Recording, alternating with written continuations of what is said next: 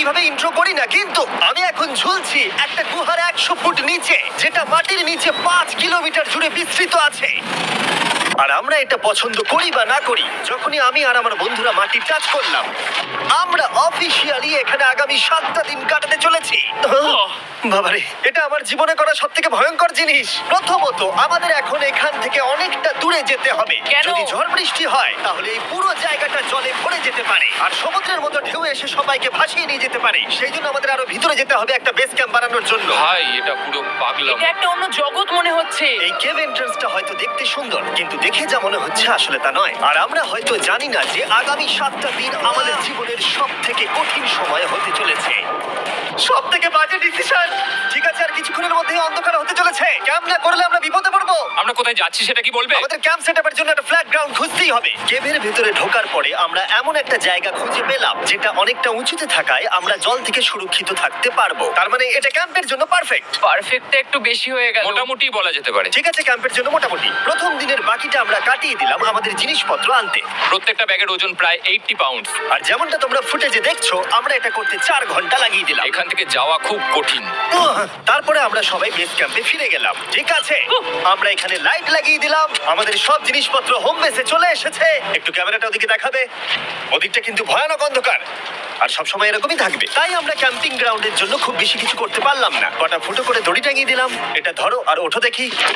মনে হচ্ছে আমাদের হ্যামক গুলো ভালোই সাপোর্ট পাবে। আর তারপরে আমাদের সার্ভাইভাল গাইড জোয়ের সাহায্যে আমরা হ্যামক টাঙালাম। এই সরু দড়িটা আমার হ্যামকটাকে ধরে রাখবে। হ্যাঁ, ডিনার খেয়ে আমরা প্রথম রাত্রি ঠান্ডার জন্য তৈরি হলাম। আমি মিথ্যে কথা বলবো না, আমি যতটা ভেবেছিলাম তার থেকে এই হ্যামকটা অনেক বেশি কমফোর্টেবল। এই আমি তো আমার চমকেই হাতটা তো গেছিলাম। বড় কেন ভাই? এই কেভটা 2.5 কিলোমিটার ডিপ, আর আমরা এখন এন্ট্রান্সের কাছেই ক্যাম্পিং করছি। কাল আমরা অনেক কিছু এক্সপ্লোর করব। তোমরা কেমন ঘুমালে?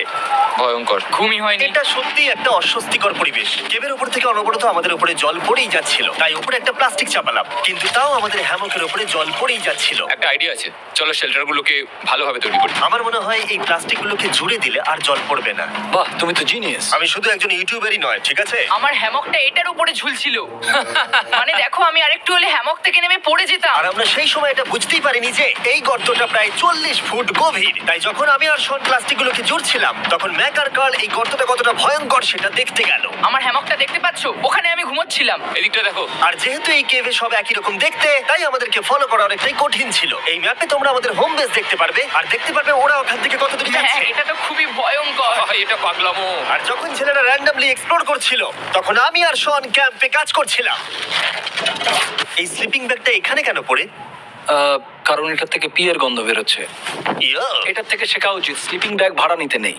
আমরা স্লিপিং ব্যাগ কেন ভাড়া আমি- নিয়েছি? কেন আমি আমরা জানি না। স্লিপিং ব্যাগ গুলো কিনে আনতে পারলাম না? আর তারপরে আমরা এই দুটো প্লাস্টিককে জিপ টাই দিয়ে জুড়ে দিলাম। কিছু মনে করো না, এই দড়িটার উপরে আমার জীবন বাজি আছে।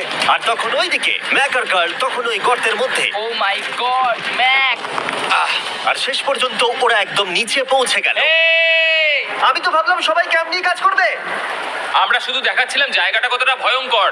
না বললেই হবে, তোমাদের স্কিল নেই। আচ্ছা, ঠিক আছে। আর যদিও ওদের এবার ফিরে আসা উচিত ছিল, কিন্তু কাল আর ম্যাক এটা কতটা গভীর সেটা দেখানোর চেষ্টা করলো। ভাই এটা দেখতে দারুণ লাগছে। তুমি কি নদীটাকে পার করতে পারবে?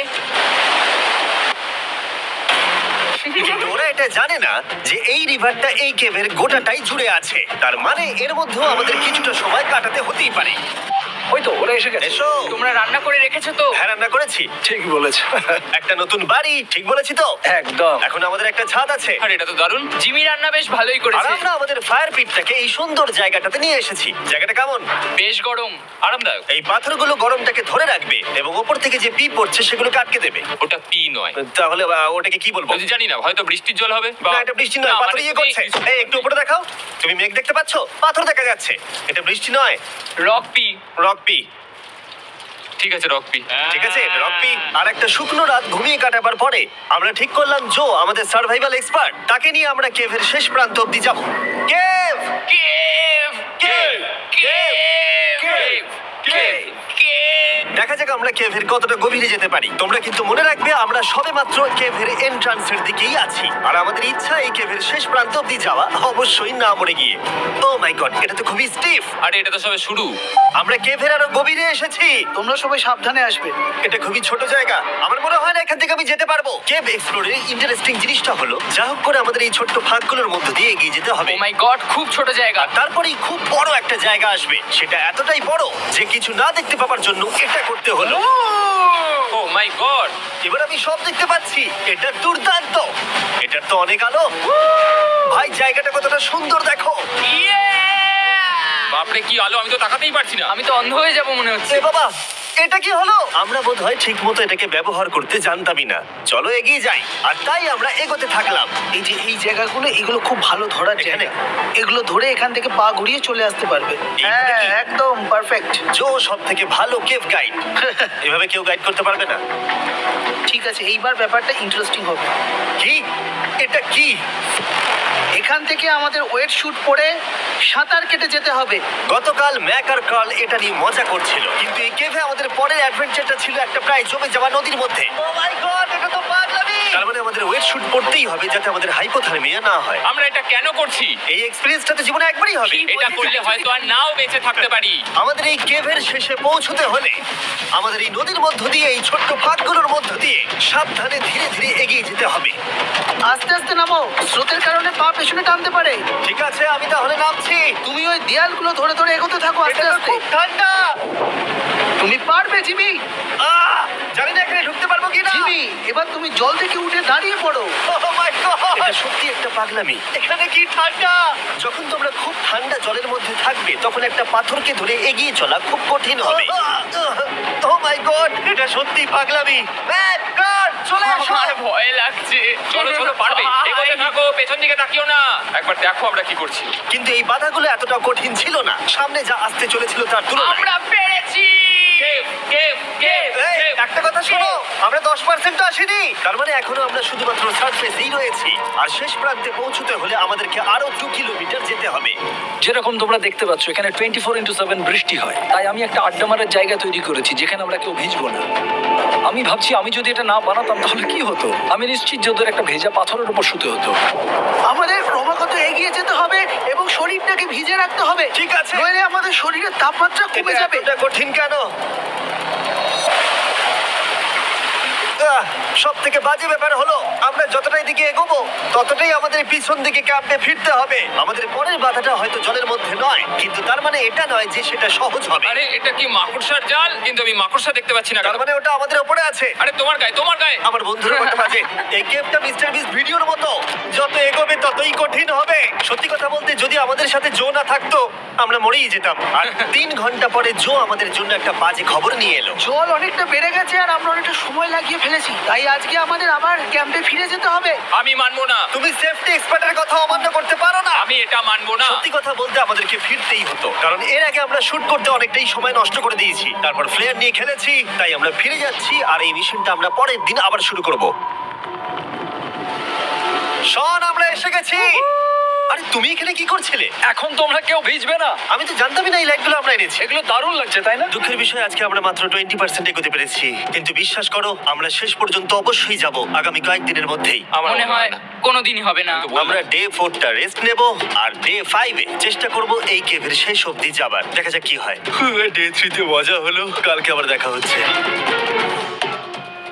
আর কেভের ভিতরে 3টে খুব বাজে রাত কাটাবার পরে পরের দিন সকালে আমাদের মাথায় শুধু একটাই কথা আসছিল, আমার একটা হট শাওয়ার চাই, তবে আমি এখন একটু শান্তি পাবো। ও এখন শাওয়ার পেলে কিন্তু দারুণ হয়। আমি চান করিনি প্রায় 3-4 দিন হয়ে গেল। তোমরা নিশ্চয়ই জানো কেভের মধ্যে শাওয়ার করা সম্ভব নয়। আমাদের অনেকটা পথ হেঁটে সাবধানে আগের রিভার বেডের কাছে পৌঁছতে হলো।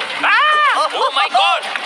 আমি আমার ব্রেনকে ফিল করতে পারছি। আমি এভাবে ব্রেনকে ফিল আমার করিনি। কপালটা জমে গেল পুরো। চলো ড্রোন দিয়ে মাথার চুলগুলো শুকিয়ে নি। এদিকে এসো ড্রোন। ও দাঁড়াও দাঁড়াও দাঁড়াও, এটা কিন্তু কাজ করছে। হ্যাঁ দারুণ কাজ করছে। ড্রোন থাকতে হেয়ার ড্রায়ারের কি দরকার? আর চুল শুকানোর পর আমরা জোয়ের সাথে জার্নির প্ল্যান করতে বসলাম। এটা কি জো? এটাই কেভের ম্যাপ। আগের বার আমাদের থামতে হয়েছিল কারণ জল খুব জোরে বইছিল। এখন বৃষ্টি কম হচ্ছে, তাই কালকে আমরা নিশ্চয়ই এই কেভের শেষে পৌঁছে যাব। এটা ভয়ঙ্কর হতে চলেছে। প্রথমে আমাদের কালকে যেখান দিয়ে গেলাম সেখান দিয়ে আগে যেতে হবে। জলের মধ্যে ঝাঁপ দিতে হবে এবং পাথর দেখে হাঁটতে হবে। এগুলো সবকটা আমরা যদি পার করতে পারি তাহলে আমরা গ্লো ওয়ার্ম চেম্বারে পৌঁছে যাব। কেমন দেখতে তুমি সেটা বলো না, আমি তোমাদেরকে সারপ্রাইজ দিতে চাই। আমার মনে হয় আমরা পারবো। ওইসব বাদ দাও, আমরা ঠিক কালকে পৌঁছে যাব। কালকের প্ল্যান আমরা চক আউট করে নিয়েছি। আমরা রেস্ট করছি আর ফেস্টিভ্যাল স্মোর্টস খাচ্ছি আমাদের এনার্জি রিগেন করতে। সবাইকে চিয়ার্স। জো এই প্রথমবার ফেস্টিভ্যাল স্মোর্টস খাচ্ছে। জো সত্যি কথা বলবে। এটা দারুণ, তাহলে ভালো লাগলো? দারুণ লেগেছে। আমরা এই চকলেটটা আগে কেন বের করে নিই? এটা এমনি চকলেটের থেকে 10 গুণ ভালো খেতে। সত্যি কথা বলতে তোমরা যদি ফেস্টিভ্যালের সাথে স্মোর্টস ট্রাই না করে থাকো তাহলে তোমরা মিস করছো। কালকে আমরা পুরো কেভটা এক্সপ্লোর করব, দেখা হচ্ছে। তাই আমরা ভালো করে ঘুমানোর চেষ্টা করলাম আর কালকের প্রিপারেশন নিলাম কেভের শেষে যাওয়ার জন্য। আমরা আমাদের জীবনের সবথেকে ডেঞ্জারাস জার্নি করতে চলেছি। ডে 3 এর অভিজ্ঞতা মাথায় রেখে আমরা কম শুট করেছি যাতে আমরা সামনের দিকে তাড়াতাড়ি এগোতে পারি। উফ, জলটা খুব ঠান্ডা। হ্যাঁ, আগের দিনের মতোই। খুব ভালো, এই তো। আর যাতে আমরা সবাই বেঁচে ফিরতে পারি তাই জো ছাড়াও আরেকজন সার্ভাইভাল এক্সপার্টকে আমরা নিয়ে এসেছিলাম। এখানে আমরা ডে 3 তে আটকে গেছিলাম। এখন আমরা কি করব? এবারে আমরা অনেক তাড়াতাড়ি এসেছি। আমাদের পিছনে ঘন অন্ধকার। কোথায় যাব? এই রাস্তাটা অনেক সরু এবং হ্যাঁ। স্রোত প্রচুর বেশি, তাই আমরা দেয়ালগুলো ধরে ধরে আস্তে আস্তে এগোবো। এই যে এইভাবে। Oh হ্যাঁ, God! এই রকটায় জাম্প করো। কয়েকটা ভালো পাথর আছে যেগুলোকে তুমি ধরে এগোতে পারবে। আরে এখানটা তো অনেক অন্ধকার। আমি আর পা পাচ্ছি না। আমি এখন মাটিতে আর পাই পাচ্ছি না। যেহেতু আমরা মাটিতে পা পাচ্ছিলাম না, তার মানে যদি আমরা পাথর ছেড়ে দিই তাহলে এই জলের স্রোত আমাদেরকে ভাসিয়ে নিয়ে যেতে পারে। জো, আমরা কি করব? আমি এটা ধরে এসেছি, তুমি এটা ঠিক ধরো। আছে, আমি তো দেখতেও পাচ্ছি না কোথায় যাচ্ছি। জো, স্রোত আমাকে ভাসিয়ে নিয়ে চলে যাচ্ছে। আমি তুমি করবো কি করে? পারবে, পারবে। শুধু মুখটা এখান থেকে ঢুকিয়ে দাও, আমি হেল্প করছি। এখানে আমি ঢুকবো? হ্যাঁ, এই গর্তের মধ্যে। এই তো, খুব ভালো। এটা আমার জীবনের সবথেকে বিপজ্জনক অ্যাডভেঞ্চার। আমরা এখন কেভের অনেক গভীরে চলে এসেছি আর এবার আমাদের সামনে প্রথম বড় বাধা। এখানে জলের একটা ঘূর্ণাবর্ত আছে, যদি তুমি এর মধ্যে পড়ে যাও তাহলে তোমাকে একদম নিচে নিয়ে চলে যাবে। মানে আমরা পড়ে গেলে মরে যেতে পারি। হ্যাঁ, মানে আমরা মৃত্যুর সাথে খেলা করছি। এটা এতটা বিপজ্জনক হতে পারে আমি সত্যিই ভাবিনি। খুব ভালো। এই তো। তাহলে কি আমার পা এখানে হ্যাঁ, রাখবো? রাখো রাখো। ঠিক আছে, এই তো আমি পেরেছি। এটা আমার ভাবনার থেকেও বেশি কঠিন ছিল। এই নদীটা কতটা শক্তিশালী এই গোটা কেভটাকে তৈরি করেছে। কিন্তু মজার ব্যাপার হলো আমরা পাথরের মতো শক্তিশালী নই। আমি শুধুমাত্র মানুষের মতোই শক্তিশালী। সৌভাগ্যবশত কাল এই অ্যাডভেঞ্চারে লিড করেনি, তার বদলে আমরা একজন অ্যাভেঞ্জার জোকে পেয়েছি। ও কতটা এক্সপার্ট তার প্রমাণ হিসেবে বলতে পারি। সে লিটারালি কতটা ওপর থেকে আমাদেরকে নদীতে ঝাঁপ দিয়ে দেখালো। ও মাই গড, এটা পাগলামি। কে বললো এটা পাগলামি? এটা তো আমার কাছে খুবই সহজ। আমি এটা করব। তুমি কোনোভাবেই এটা করতে পারবে না। আরে কি বলছোটা কি তুমি? আমি এক্ষুনি করতে চাই। চলো যাচ্ছি Joe. God speed back. Jimmy আমার সাথে যা যা করেছে তার কাছে এটা তো কিছুই নয়। 3, 2, 1।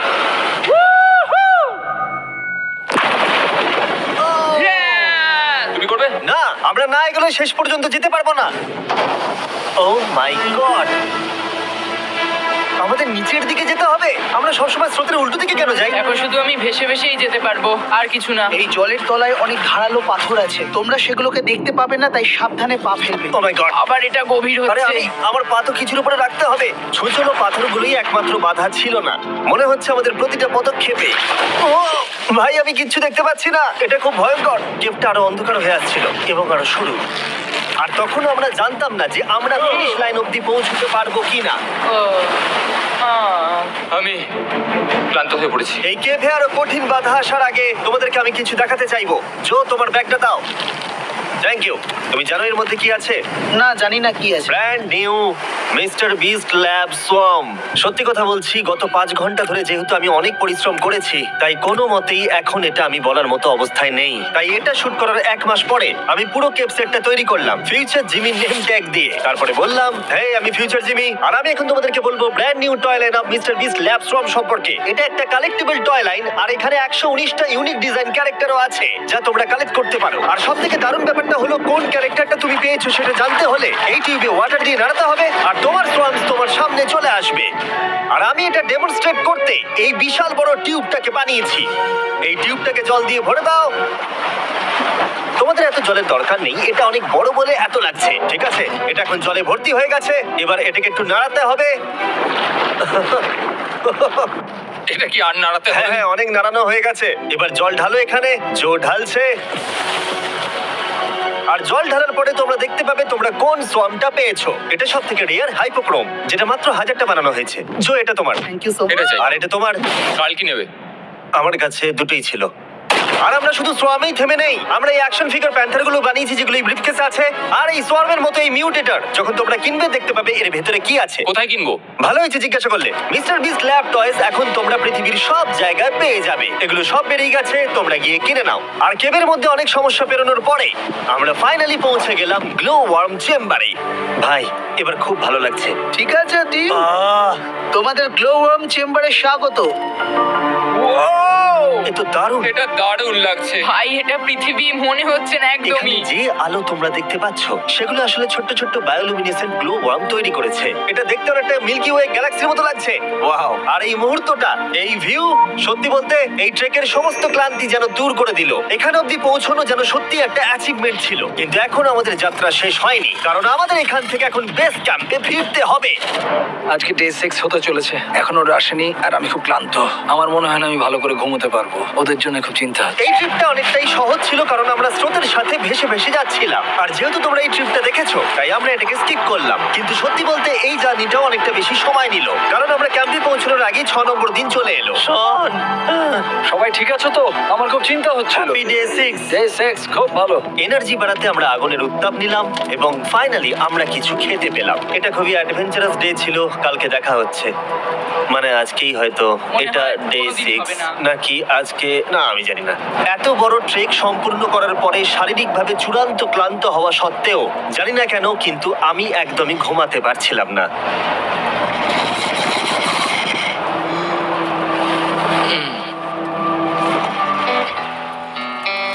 আমি 7 দিন সলিটারি কনফাইনমেন্টে কাটিয়েছি, কবরে কাটিয়েছি, 7 দিন রাফটে থেকেছি। কিন্তু সত্যি কথা বলতে এটা সবার থেকে বেশি কঠিন ছিল, কারণ সব সময় ভিজে, ঠান্ডা, প্রত্যেক মুহূর্তে এই পাথরগুলো শরীরে ব্যথা দিচ্ছে।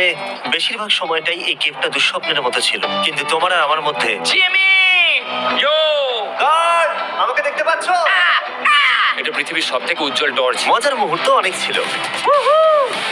মাটির নিচে 300 ফুট গভীরে অভিযান চালানো থেকে আমাদের সবাই মিলে হ্যামক নিয়ে হাসাহাসি করা সবকিছুই অভিযানের অংশ ছিল। যেহেতু আমাদের সঙ্গ দারুণ, চলো তিমির মতো আওয়াজ করো। তাই এই ভিজে, ঠান্ডা, পাথুরে অদ্ভুত কেভের ট্রিপটা বদলে গেল আমাদের জীবনের সব থেকে সুন্দর মুহূর্তে।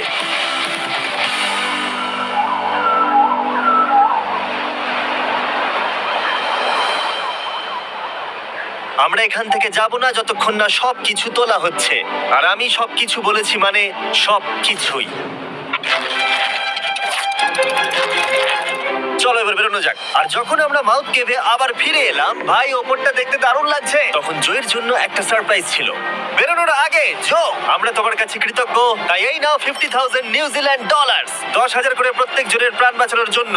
ও my god, thank you so much Jimmy. Thank you Joe. Love you, Joel! এবার আমাদের সব কাজ হয়ে গেছে, চলো বেরোনো যাক।